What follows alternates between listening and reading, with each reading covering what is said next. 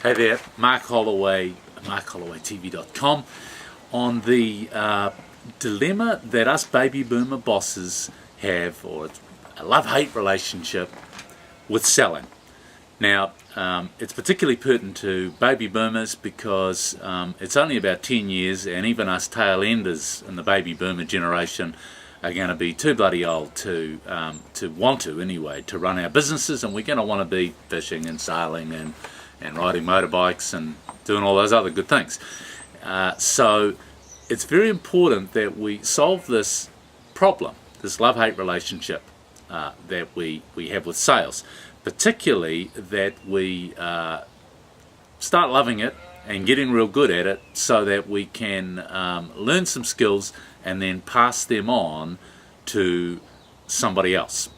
Now, you'll find if you're a business owner that, the odd person out there who owns a business, you love selling. But most of us, well, it's kind of a necessary evil. We go to work to do the thing that our business does. I go to work because I love just to see marketing work. I love to have a go at marketing and selling for my customers because they've had so many failed attempts dealing with charlatans and people that say they know what they're doing but actually have no more idea than a goat about how to make a website or an ad or a brochure work for my clients.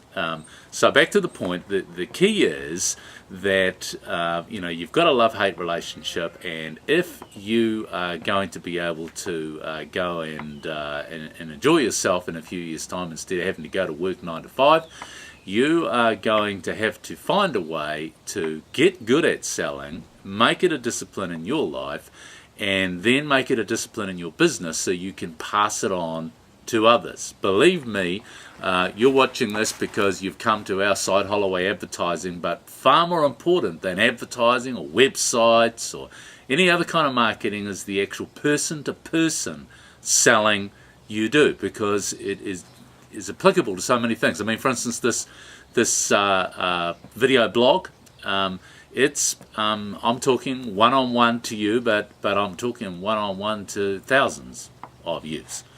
So it's just applying those principles.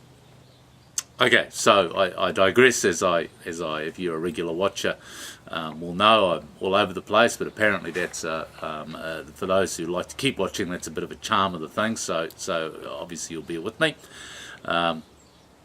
So it's this love-hate relationship, and what I'm going to suggest to you today is that what you need to do is you need to find out how, when you are loving selling, how you do it. What it is that you, the owner, say when you're dealing with one customer at a time, because there is no doubt that almost every business in the world, that's when the selling happens most effectively and most cost effectively and the fastest, is when the owner is talking to a prospect or an existing customer. So here's the steps. You've got to get someone to follow you around and to get out of your head what it is that you do. It's no longer good enough for you to say, well look, I don't know what I do. I just sit down with a customer and start talking and it all seems to go okay. You've got to get someone to follow you around and observe what you do, write notes on what you say, interview you afterwards. It sounds like a bit of a bother, and it is. But I can tell you, having done it here at Holloway's, it's just a fantastic thing. You'll spend 2 or 3 months doing that at the most, and by the end of it, you will have a system, and this is the second step, that you can then have that system written down, and then you get your people, the people that already work for you first, to learn that system. Everybody at your business has to do things the same way for a start, and then they can begin to develop on that and begin to do it their own way if they so feel the need to do that. So second step is to write down what was in your head and the way you've always naturally done it, which will be unique to you. Make it into a system. Third step is your people, first the people you've got, and then secondly the salespeople have to learn it and be able to apply it. Now, just go back to sort of the first step there. They get inside your head and write it down, and there is actually a first step B. And the first step B is that you, the owner, once the system is, it's actually the second step B.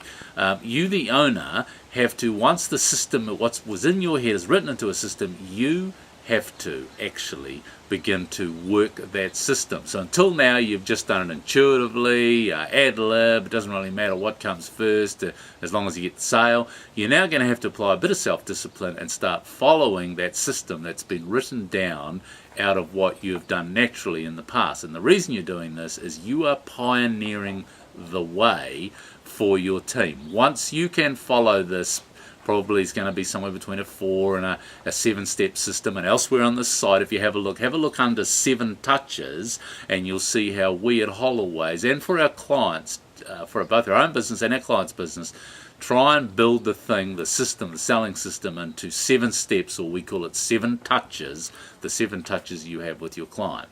So once you have pioneered the system and your people are busy trying to learn it too, then you are ready to train people, salespeople, to go out and do it for you. And you will be flabbergasted, because you will find that kids, people young enough to be, or younger than your own children sometimes, will be able to follow what you have done, which is now systemized, and it will work for them as well, if not better, I found, than it does for you. My situation, for instance, we had my then 20-year-old son Jack was working for us, and just as a telemarketer, just to fill in some time, but we have a sales bell at Holloway's, and when we win a new client, you ring this bell. It's kind of like a cowbell.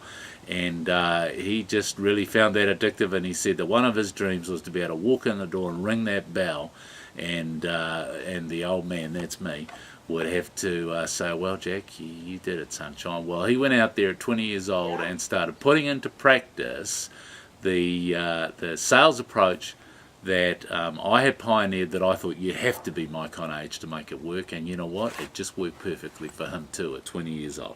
So that's Mark Holloway, markholloway.tv.com, signing out.